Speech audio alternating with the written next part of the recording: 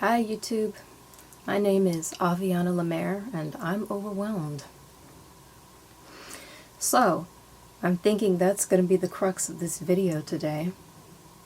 And I'm smiling right now because I just remembered to do a vocal warm-up before the video and it got me cracking up, so I decided I'd go ahead and start this video while I'm cracking up about something else so I can give a positive energy to the thing, because a minute ago all I felt was extreme overwhelm. So let's see exactly how I want to talk about this. Let's just go ahead and give the basic information real quick that I am autistic and ADHD, and I have found it weirdly a whole lot easier to find very good and even positive, what I call positivistic, because, you know, there's the term negativistic.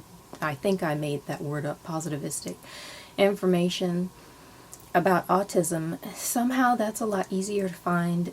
There are more actually autistic speakers, it seems, who are going to that place, who don't say disorder, or who say it with a bite and a grit in their teeth and their throat, because, like me, they don't feel like our brains are just inherently less because they're not inherently typical.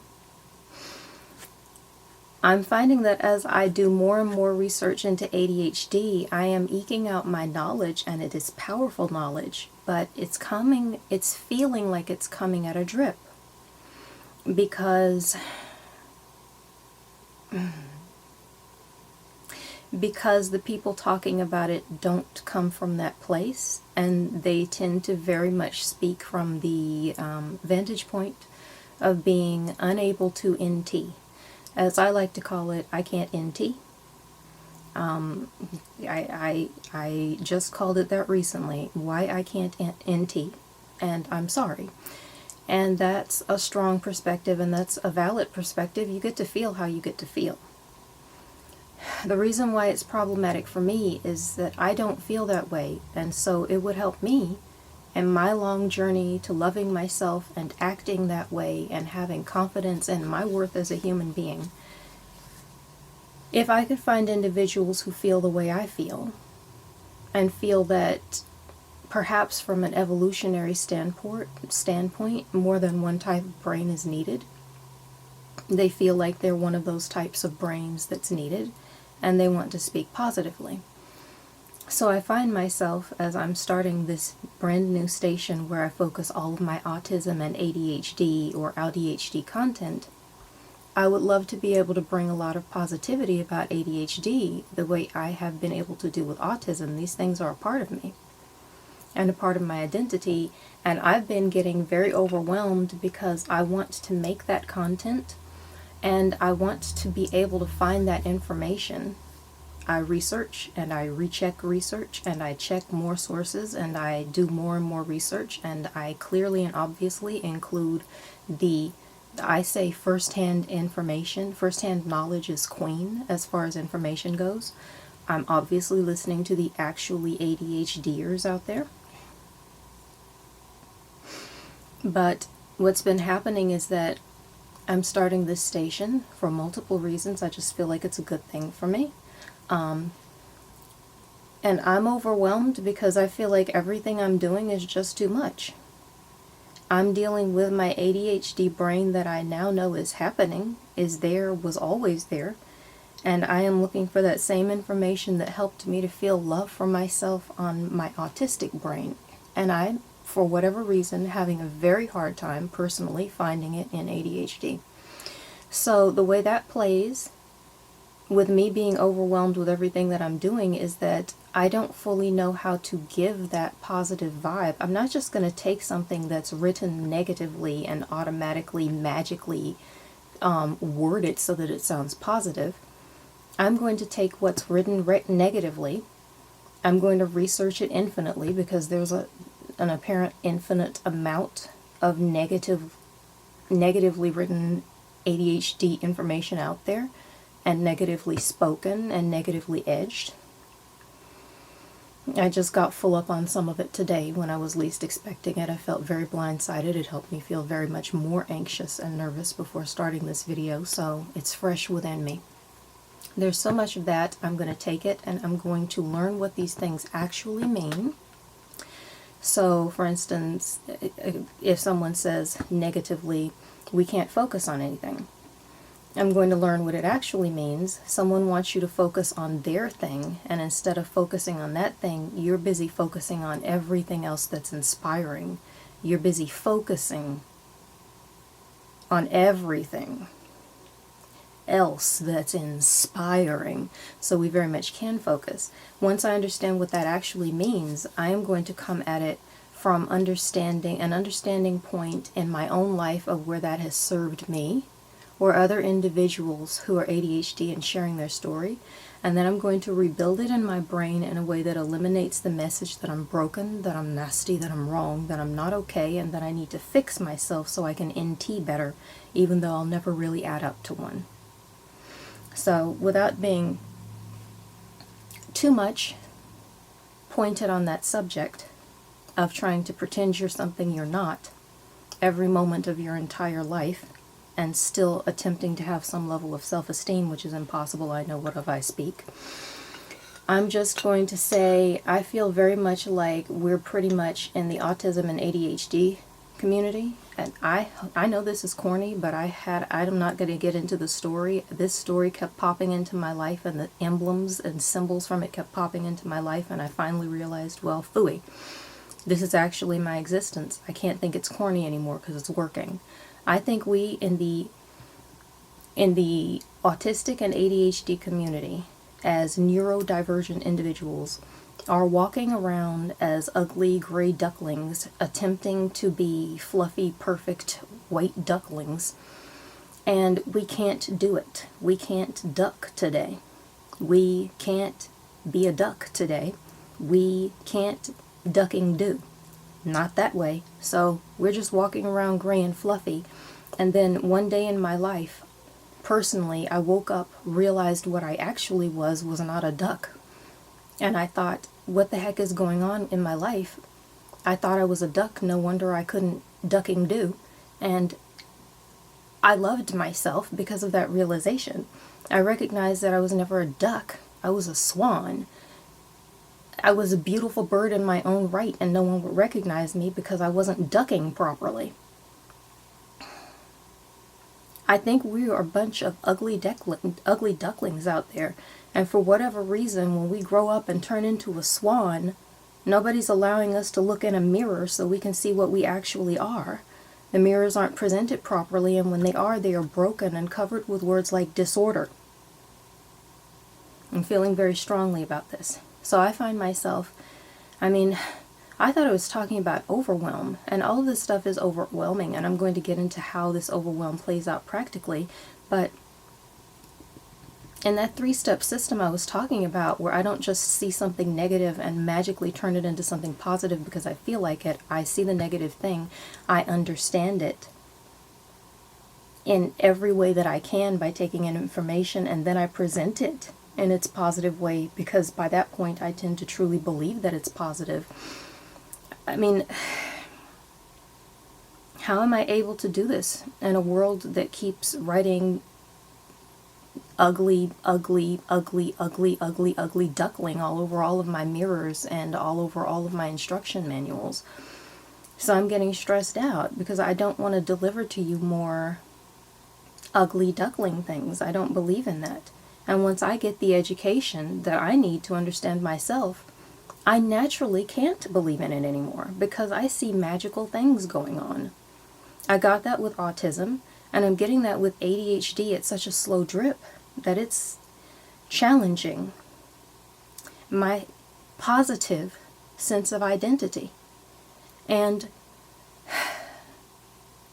an aside from that is that I can't find the information that's helping me function on a daily basis because it's all just negative.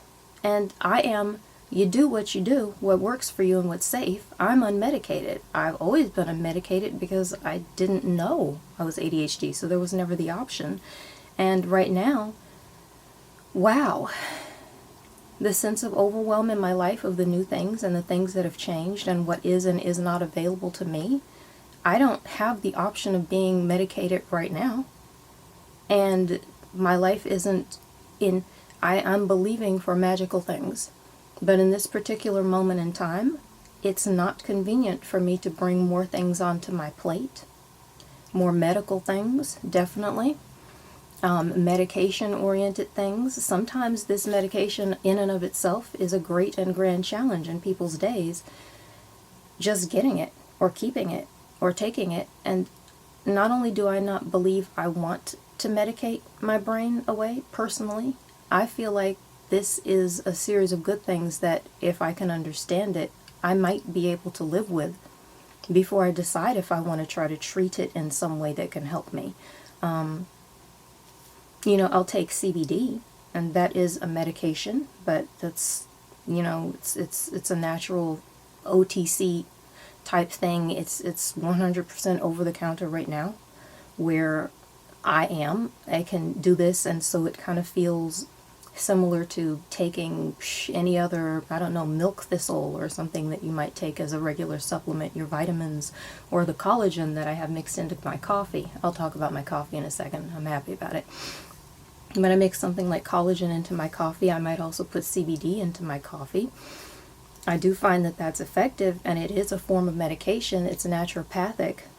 It's just, I guess in the issue of full disclosure, when I say I'm not medicated, I mean the traditional pharmaceutical stuff that everybody's referring to when they're doing research and they're talking about how it's affecting their system and, taking it for a while to see how it affects them. This is something that just worked into my day very easily and helps with all kinds of things. The CBD, personally, I've never had anything that has affected or touched my anxiety and brought it down like this. So that is in the mix.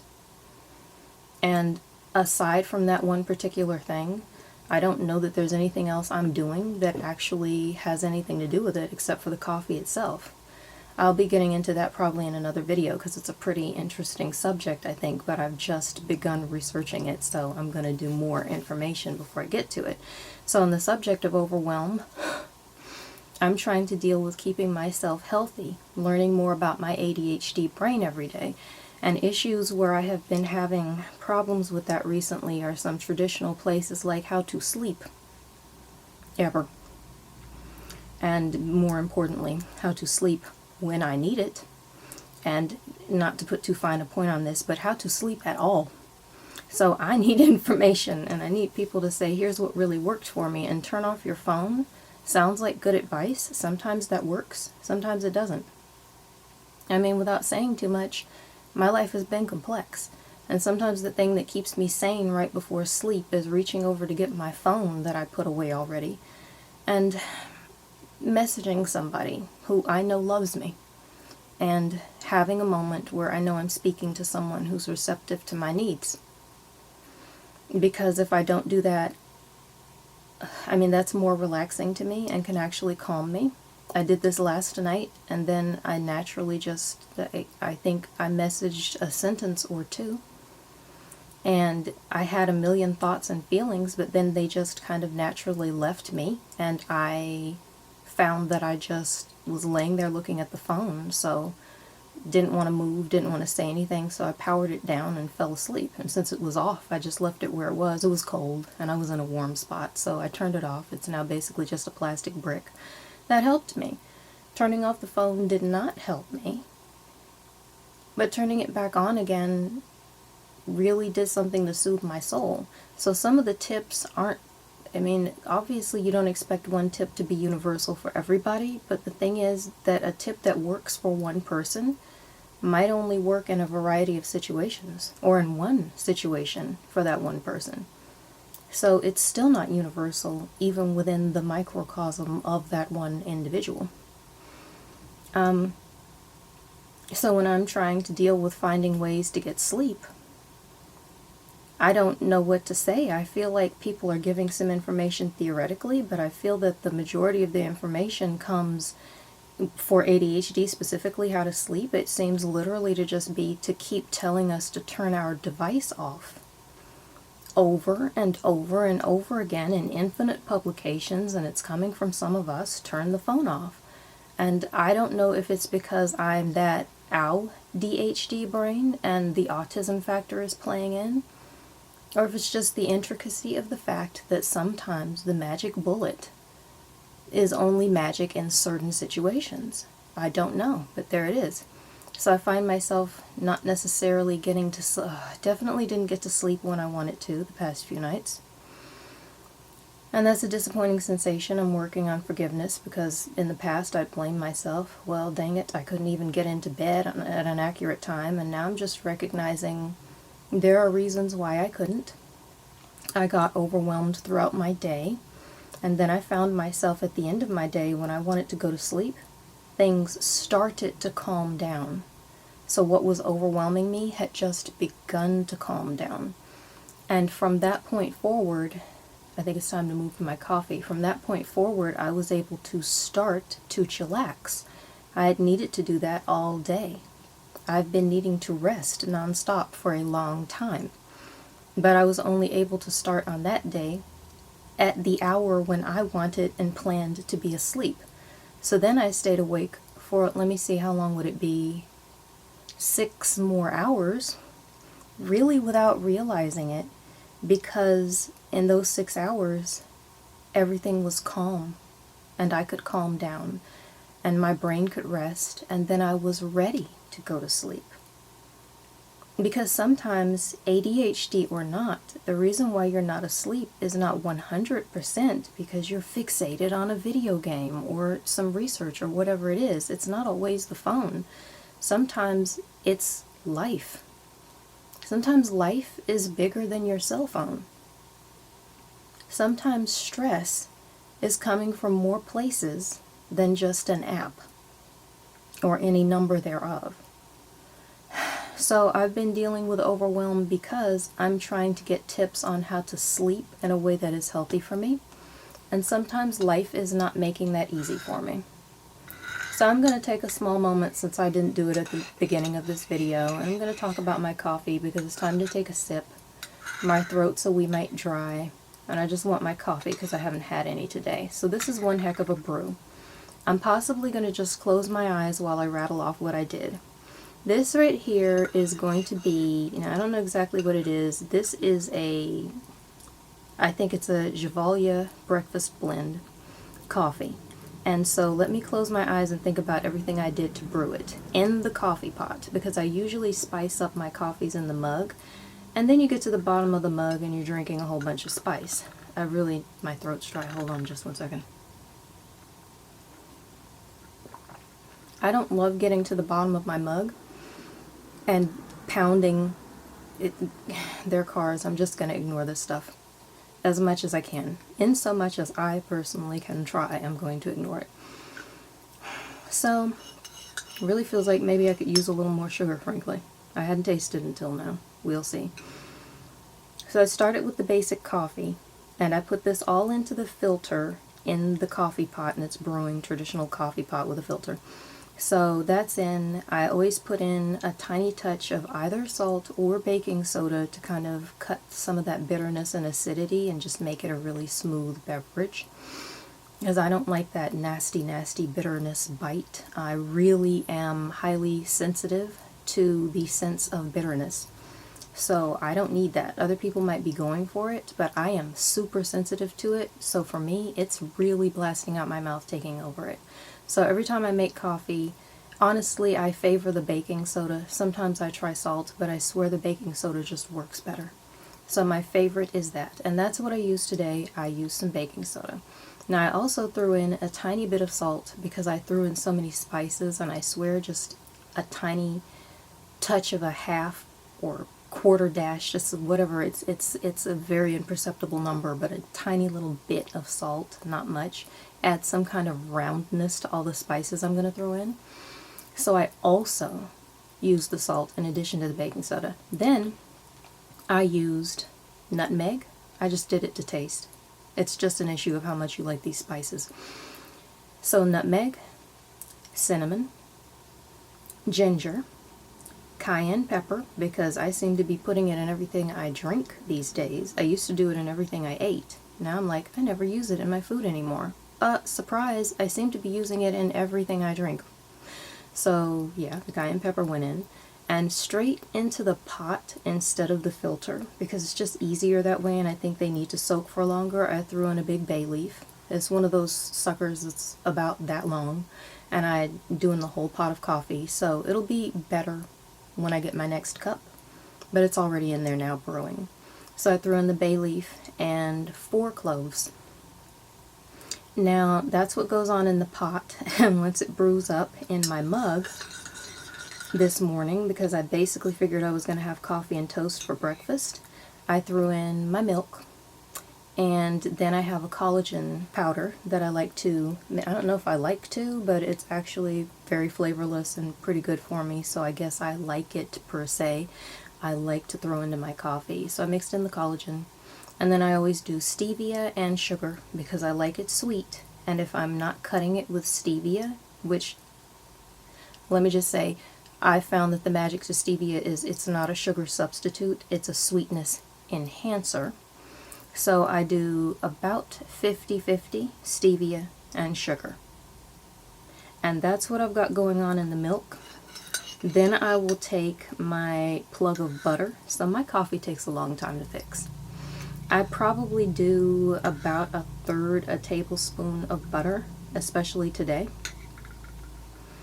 And that's in a pretty big mug. So if you can see the mug next to my head, I'm going to go ahead and say that's a pretty big mug, and I'm using maybe, like I said, 1/3 a tablespoon of butter, and that's just because then I don't have a huge amount of butter floating in my drink. It works for me. It gives me the flavor, it gives me the creaminess, it gives me the nutrients, and I don't have to deal with just drinking oil. Just thick oil on my coffee, which I don't personally want. So that's my preference. That's how I've got it fixed, and that's what I'm going to be sipping as I sit here. And now we're going to get back to the whole concept of being totally overwhelmed after I take another sip to underwhelm my throat.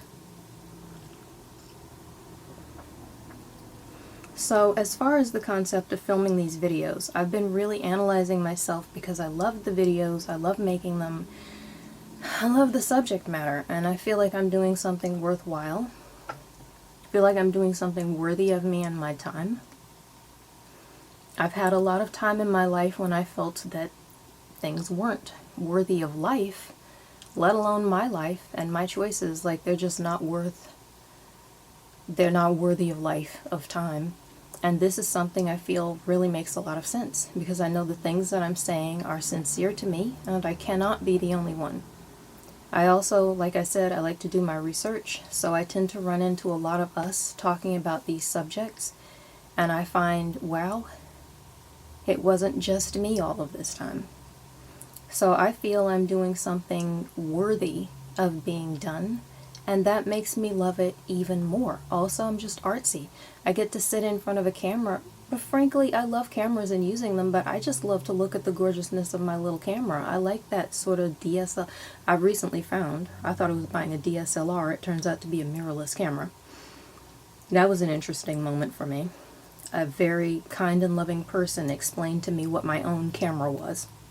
And that was fun. That was really fun to find out that I didn't know. Everybody refers to it as a DSLR. But I get to sit here and look at a beautiful camera that looks like a piece of eye candy to me. And I'm pulling out my little sort of makeshift YouTube planner that I threw together with a notebook cover, and I made a folder. The folder has got a bunch of dye in it because it's, you know, unfinished leather, but I'll deal with that. It's not a huge concern right now. But this is the planner, and this is where I have my paper, you know, just graph paper notebook for writing every thought.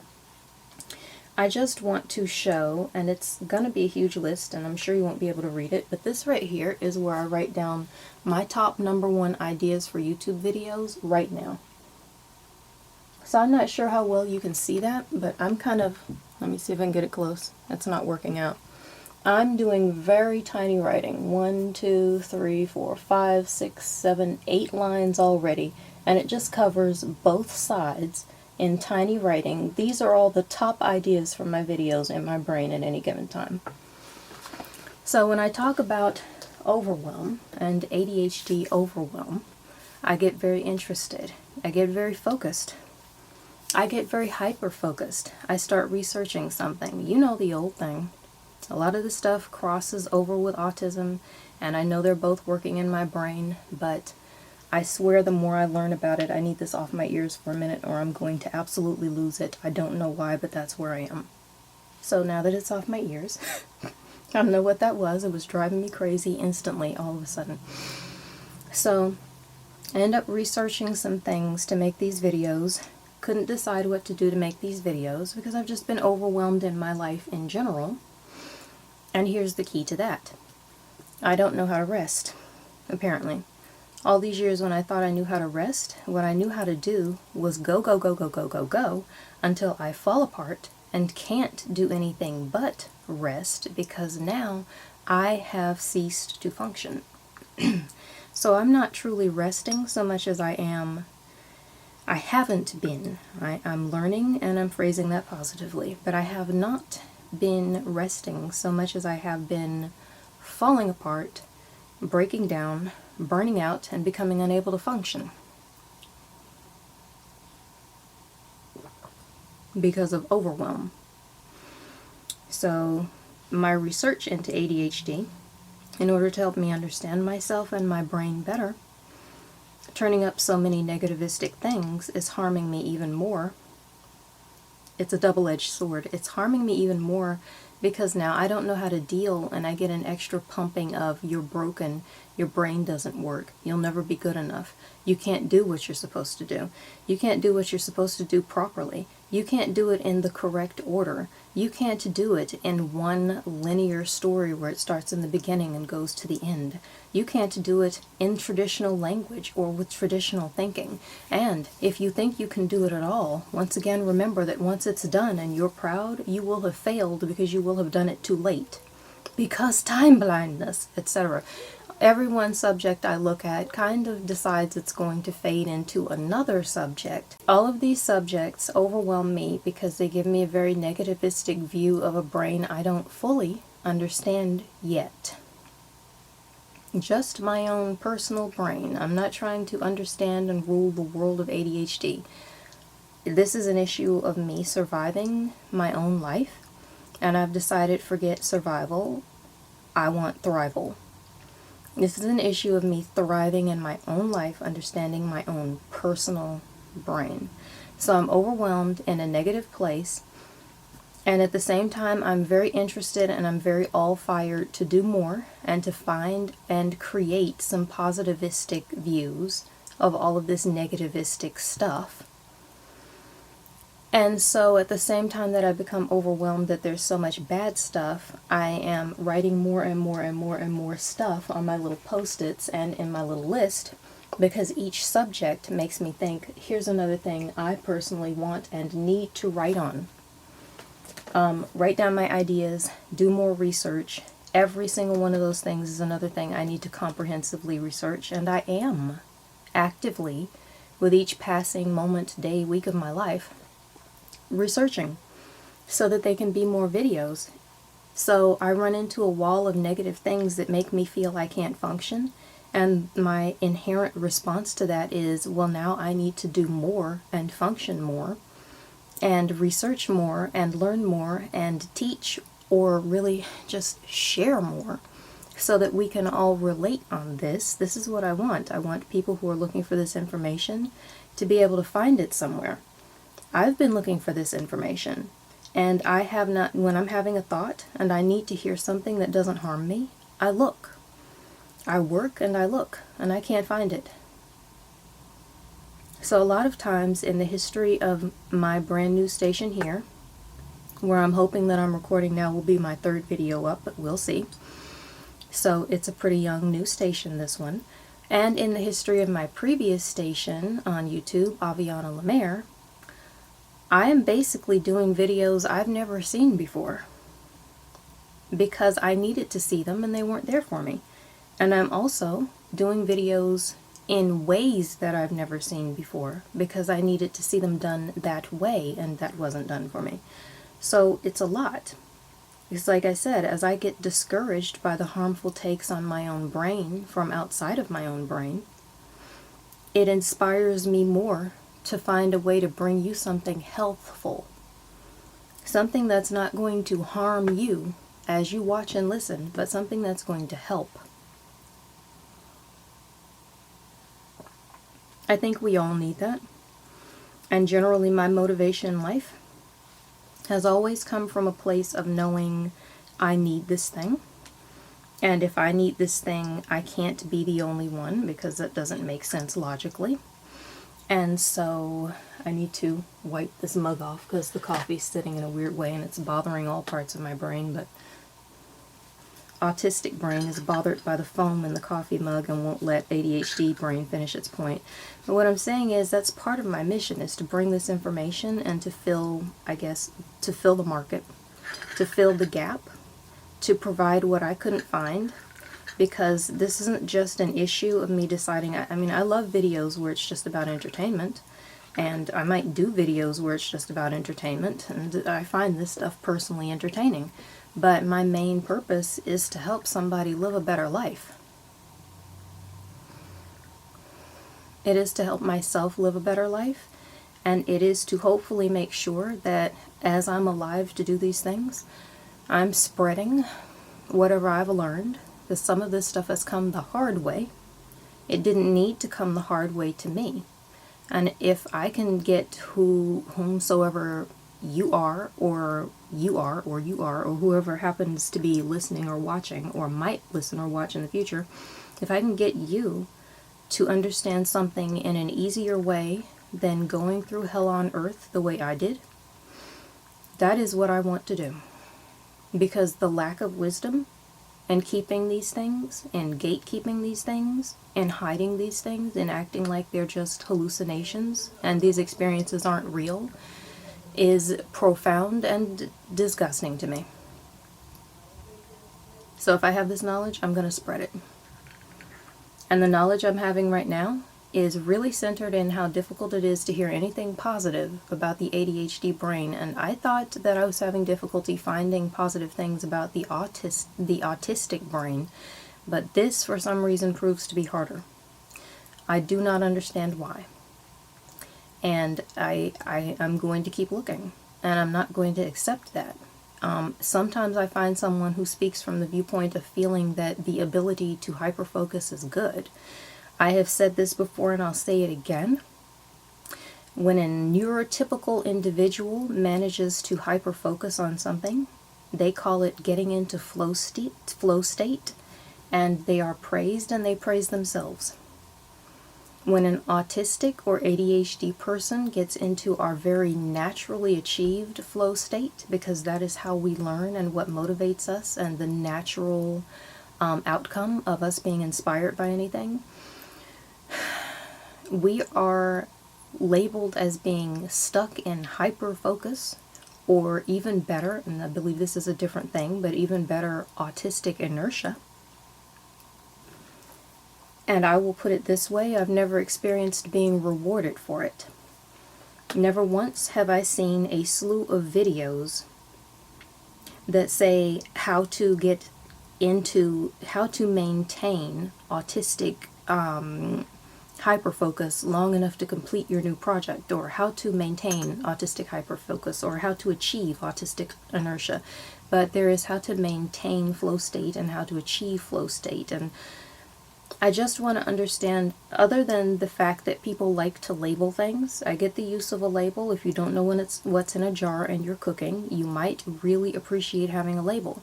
If you don't know what's in your brain and you're cooking up a life, you might really appreciate a label. But I've got to say, I've never walked into a kitchen and found somebody label the ginger as that yucky stuff because they personally don't like ginger or understand ginger or know how to cook with it. Because if you walk into a kitchen where ginger is not labeled as ginger, but it's named as that yucky stuff, then no one's going to know how to cook with it, and everyone's going to push it off to the side and wonder if it's just trash, and why is it there? This is a kitchen. Why do you have yucky stuff instead of good spices? Everyone's only going to use the cinnamon or the nutmeg because they're more commonly considered not yummy. And maybe ginger's just a little too spicy with a little too much bite. It's got that horseradishy edge and nobody understands what's going on. I'm saying stop calling every portion of my brain that yucky stuff. I appreciate ginger. I use it almost every day. It's not yucky to me. I'm just trying to figure out how to cook with it. I'm not trying to ruin your life. I'm trying to stop the complete ruination of mine. These things are overwhelming. I don't know if this video is still about overwhelm, but I'm feeling overwhelmed while I'm talking about it, so we're just going to go with it. I'm going to see where I go. It's a huge subject. It's a huge subject, and I don't really know how much more I really want to get into it, or how much more I really need to say. Hold on, I feel like I need to take up. Excuse me. That was very awkward. I did not schedule time for hiccups in my videos, but they're going to come anyway, because I'm just going to be doing chats here. So, I'm going to hiccup. So, more hair bothering my ear. I get into that place, and today before I hit play, once again, I've mentioned it in a previous video, I won't go all the way into it, I got nervous. And I didn't know how to begin. So I did everything I know to do. And right now the stuff I know today to do isn't going to be necessarily that helpful. Basically the thing that I did was, let's see, I was overwhelmed. So some practical things that I know to do when I am very overwhelmed with one thought is, okay, they would say stop thinking about it. Stopping thinking about it is for me not really a thing, because it's like telling someone don't think about a pink and purple polka dot elephant. It might be the first and only time in your entire day or your whole week or perhaps your life when you find yourself sitting there thinking about a pink and purple elephant, but I can about guarantee that there's a pretty strong chance that more people who just heard me say that are thinking about pink and purple elephants right now than they probably were right before I said it. I can about guarantee that. So if I'm telling myself stop thinking about it, I'm basically just saying, you know that thing you're thinking about? Remember that? I need you to remember it crisply now. I've got a message about it. Oh, you've got a crisp image? Okay, now that you can really taste and smell the thing you're thinking about, quit thinking about it. Oh, but before you forget what you're supposed to stop thinking about, once again, bring it back to your mind so you can really experience the florid quality of it all. You know what? It doesn't work for me, but what does work for me is to think another thought. So I spent some time before I hit record on this video doing some more research, refreshing my mind on ADHD overwhelm. It maybe wasn't the most productive way to stop being freaked out about negativistic delivery of ADHD information, because I did accidentally run into some of it, but I shut it down and I moved on to places where it was better presented. Not entirely well presented all the time, but better presented. So I decided to focus on that, and when I wasn't focusing on that, I was focusing on some more autism stuff and just getting myself into that headspace. I'm thinking about neurodivergent content, and that's what I was doing, and I find these things very interesting and relaxing. That's an important point. It's not just me researching for my next video. This is subject matter that just enthralls me and fascinates me, and it gets me feeling happy and engaged. So for me, it's relaxing. I was thinking about a lack of information, and so in order to stop focusing on the lack of information, I consciously intook more information. So I did the opposite. For me, that happened to work. Another thing that worked for me is that while I was doing this, I was, while I was doing this, I was playing very relaxing nature sounds, which I quite like to do. Something natural and something relaxing that really brings that sense of everything being good, everything being organic into my brain. And alongside that, I was playing a relaxing frequency that was geared toward increasing creativity, because I felt that I needed to increase my creativity, and so I was doing that. And I'm finding that for me, when I'm choosing this, when I have found one that I like the sound of, that resonates with me, no pun intended, but why not pun intended, when I found a great frequency that resonates with me, it seems to help, because I hit that creativity frequency, and that creativity seemed to start to flow for me. And before I knew it, I felt comfortable to sit down with my coffee and actually begin talking and filming. And right before that, I was so lost in the overwhelm of all of the million ideas that I could be talking about that I couldn't. I couldn't do anything, because I keep writing more lists down, and I've got this comprehensive list in that book. And it's all just full of things I find extremely interesting, and I want to talk about them all.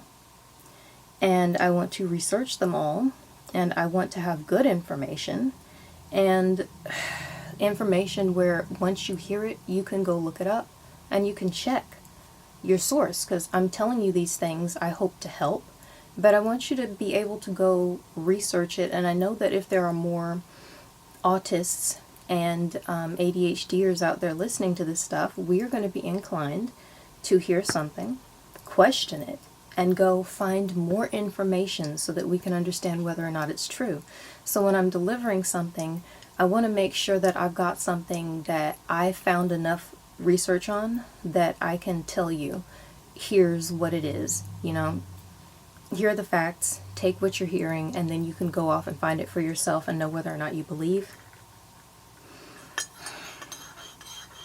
I have actually considered putting sources and stuff under all of my videos, and weirdly I decided not to do that because I tend to hit a whole bunch of subjects and I don't know how I could source them all. And when I was trying to figure out how I would do it for every single video, I ran into another wall of personal overwhelm. So I decided that's a little bit much, and because I know you can look it up and I know we're inclined to look it up, I'm not that worried about it. It's something I'll do on occasion when I feel it's really necessary. And I'm going to take care of myself health-wise and not think about adding more work to every video I upload until that moment, because I've been very busy recently finding new ways to add more work. And at this point, I feel like I've got enough of that in every moment of my life and every moment of my day, and I'm finding ways to deal. So like I said, I'm doing a lot of stuff that's kind of, I don't know, naturopathic, homeopathic. The word is out there somewhere, but it's escaping me. And it's not specifically ADHD geared per se, but our brains are not so different that something like a healing frequency is naturally going to work better for someone who's not autistic, for instance, a neurotypical, than it would work for us. So these are things I've just found working for me in life. And they're not going to sound very prescriptive or very neurodivergent specific, because a whole lot of people, be they neurodivergent and not aware, or neurodivergent and just private about it, or just not neurodivergent at all, a whole lot of people are going to relate to the concept of playing something relaxing. This stuff has been studied. People are studying it, and they're not studying it specifically for neurodivergent brains, believe me. It's just generally known knowledge. So, I make my list and I mention something like that, like the candle. I feel like I'm getting all the way off track again. I don't know if I'm fully off track, because I've been talking about how overwhelming everything is being, and right now I'm talking about how I get over that overwhelm so that I can do what I consider to be functioning. But I feel like maybe I'm getting to a point where I'm rambling and I might be just about ready to close this video, because I feel like I've lost my point and I don't know how to get it back. So before I just get extremely freaked out by that, I'm gonna basically say I'm finding that if one thing is wrong in your day, the best way that I find to negate it right now, just in general, not as a prescriptive for ADHD or autism, but just in general, is to do the opposite. So literally, if I find myself in sensory overwhelm and I can't stand my hair behind my ears, I'm not going to sit here because I'm filming a video and I want continuity. and keep my hair there, I'm going to I'm committed to the honesty, and I'm committed to learning to unmask and relate to my ND people, my neuro tribes. And so I'm going to tell you, my hair's got to go out of my way, it's bothering my ears, and I'm freaked out. So when I'm overwhelmed by something, I'm going to underwhelm myself. I'm going to move it out of the way. When I find that I'm completely overwhelmed by my senses and the sunlight is absolutely everywhere, if I can, I'm going to walk to a private location where I have control over the lighting, and I'm going to turn the lights off and close the curtains. If too much light bothers me, I create too little light. So, like I said, when today I felt like I couldn't focus on any particular thing and I wasn't feeling very creative, I turned on creative frequencies and I read things that intrigued my mind. Right now, my personal method that I'm making up is, if something bothers me, I do the opposite. It's very much like, I feel like that traditional thing people say medically about rashes. You have a rash. How do you treat it? Well, if it's wet, dry it, and if it's dry, wet it. So that's kind of like turning my brain and my thought patterns into the mental equivalent of a gigantic rash. It's a big thing that's popped up that's bothering me a lot today. So I assess my psychological rash that's popping up and irritating me, and I discover whether it is wet or whether it is dry. And if I discover it to be wet, I decide that the proper treatment is to dry it. And if I discover it to be dry, I decide that the proper treatment is to wet it. So it's just extremely simple, and I would like to give more examples, but I really can't think of any. I can't think of anything else. So now that I've compared my thought processes to an irritating thing that comes boiling up out of the skin, just I'm gonna admit that that might be a natural close to a completely bizarre video. A completely bizarre video for me, but nonetheless one that I might upload if I watch it and decide in editing is worth putting up. Yeah, I'm doing the opposite. If I'm lost in a bad thought, I don't try to shut down the thought, I try to think a good thought. If I'm having a day where everything has stressed me out and given me misery, I don't just try to stop and lay down. I try to, go to a neutral spot. Stopping would be going neutral. I try to do the opposite, where I stop the stressful things if possible, and I go do something that's energizing and fun. I hadn't played Stardew Valley in what feels like a really long time. The truth is, I kind of played Stardew Mobile for a few days, but all that really did, love the mobile game, but it's not quite the same as having controls with a mouse or a console controller. So it just made me really crave that controller. So I went back and I played Stardew Valley.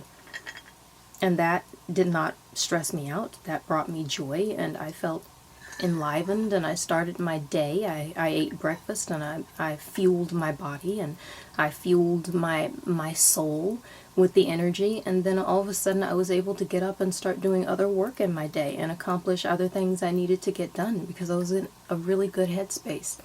So that's pretty much my approach. It was dry, so I wet it. And that's as far as I've come right now on that, and I'm going to keep grinding on it and bring you more information, because that's exactly what I'm here for. It's to share the truth and hopefully also offer a practical suggestion. And let's see, I'm thinking, I feel like that's just about all that I need to say on this subject in this day. I'm curious. Obviously, I'm always asking if you've got something to say about it, leave it in the comments. If you found something that works for your overwhelm, how you notice it, how you pay attention to it, because I'm finding that noticing it is a big deal. I have learned all of my life to walk around in a complete state of overwhelm and not really pay any attention to it, so I don't always know when I'm in it.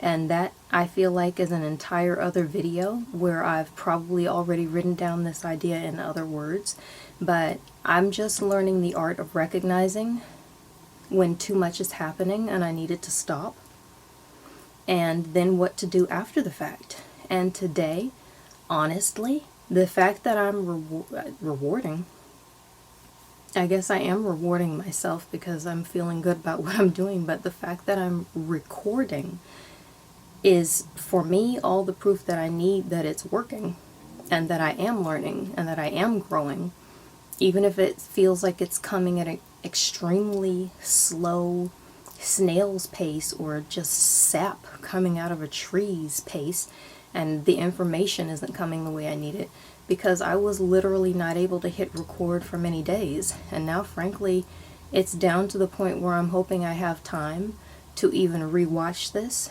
and do any editing and get it up, because I just want this video up, and I'm really, really close to my day, and I'm counting it down by hours now, but it's been being put off. I mentioned before I've been having audio issues, lighting issues. Feel like I fixed the lighting issues now. I'm looking at the monitor and I can see my face, so that's good. But that has had me freaked out, and I haven't known how to start recording, because it's pretty discouraging when I feel like I have my ideas together and I turn on the camera and everything's incredibly dark and I feel like it doesn't look good and it's really quiet and I have to tweak it up while I'm editing it. So then I get freaked out and overwhelmed thinking about all the work I'm going to have to do later. I couldn't make myself hit record because it seemed like I had to do everything in order to try.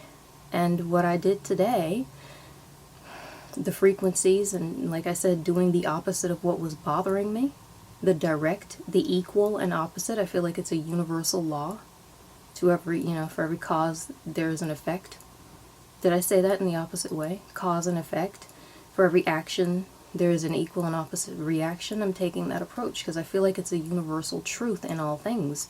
So I feel like it will work with my mentality and my emotional state, that once an action has taken place, I ought to be able to respond to it reasonably with an equal and opposite reaction. So it's not just that I was overwhelmed and I brought in something that took the overwhelm away. I have to do something that's equally feeding me to that. And I probably will get into that too, because I feel like it's a huge subject later on. But if I'm, let's say a lot of chaos is going on around me and it's very loud and it doesn't feel particularly loving, and it gets me to the point where I feel like I'm having a nervous breakdown. Oh my gosh, my phone's going off. If something is extremely overwhelming to me, then the thing that I do that takes me out of that overwhelm can't just be, laying there. For instance, I will lay there under my weighted blanket, but it's probably not gonna just be, hey, let me sit down and, turn on relaxing TV and sit under the weighted blanket, and the blanket itself will help me and I'll just relax a little bit. It's not going to be just the regular chilling I would do if I were perfectly fine, because it's probably not equal and opposite to the level of stress that I was just under. So by equal and opposite, let's see, if I'm in a place where there's a humongous amount of loudness and obnoxiousness and stress, sometimes my reaction to that as an equal and opposite is to literally turn out all the lights, close all of the curtains, sit in one place, and I just let myself dissociate, because at that point I'm desperate to do it, and it's the only thing that'll help. And I find my extremely, I think it's loquacious self, becoming silent. I don't have words. I don't have motivation to speak. There's no light in the room. I might not have any devices on at all, and I'm just absorbing the same level of under-stimulating and relaxing stuff that I got in the level of overstimulating and stressful stuff. So there's a balance to it. Sometimes a person says maybe all you need is a cup of tea.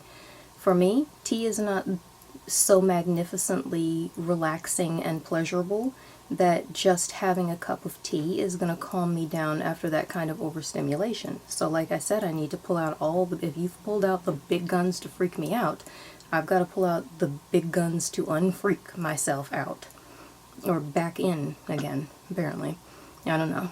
That gives me a good image, actually.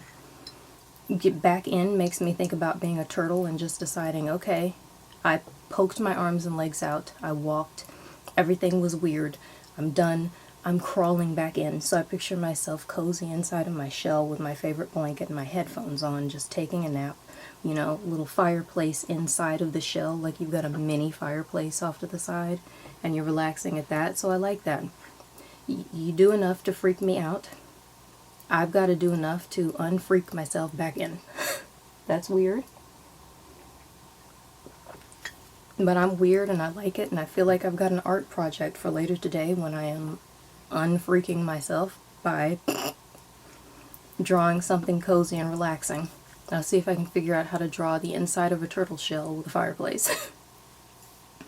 And now that we're talking about whatever the heck that was, once again, if you've got anything to add, anything to say, if you've got any questions, if you relate, put them in the comments. I'm 100% interested in seeing what anyone would have to say in response to this. And again, interacting with my station helps my station, so if you like it and appreciate it, that is definitely a small thing you can do that could end up helping me out a lot. That's pretty much all that I want to say on this subject today, if it wasn't much more. And I don't know, man. Have a great day. I'm gonna go reheat and finish the rest of my coffee because I only got down halfway and I'm into it. I'm gonna put more sugar in it because it does need it, but I wanted to talk to y'all, so I dealt. I can deal. It's fine. It wasn't miserable, but I'm gonna go make it better. And that's about it. Bye now.